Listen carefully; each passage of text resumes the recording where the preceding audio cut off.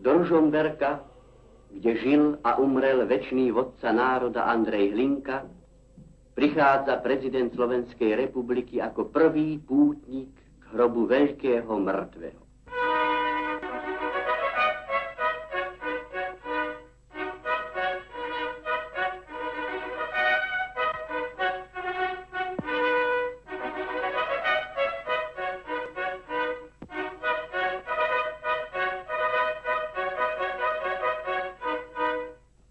Mesto privítalo svojho prvého prezidenta nielen ako hlavu štátu, lež aj ako milovaného nástupcu Andreja Hlinku, ktorého pamiatka je nehynúca.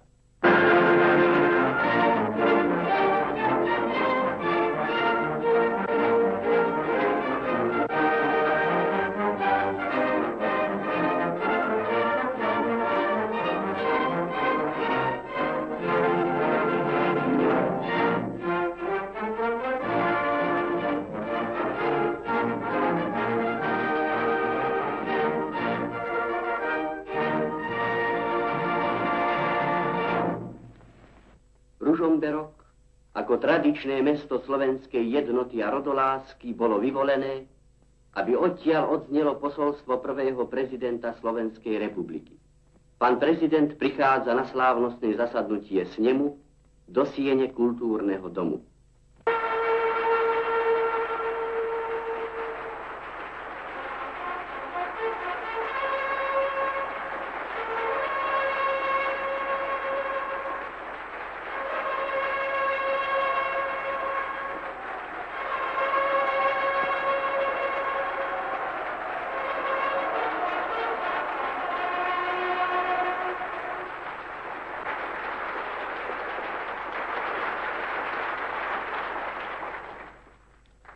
Slávny snem.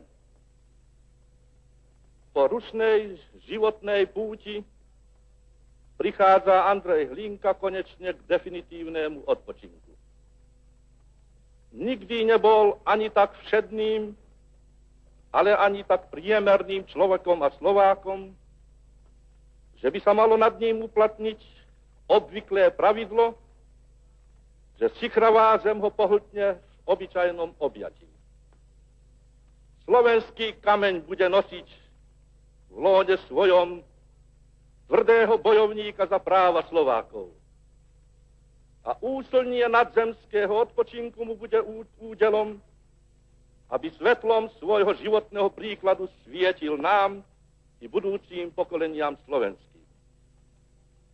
Sarkofág zvečnelého nášho vodcu má byť a zostať občerstvujúcim pútnickým miestom celého slovenského národa.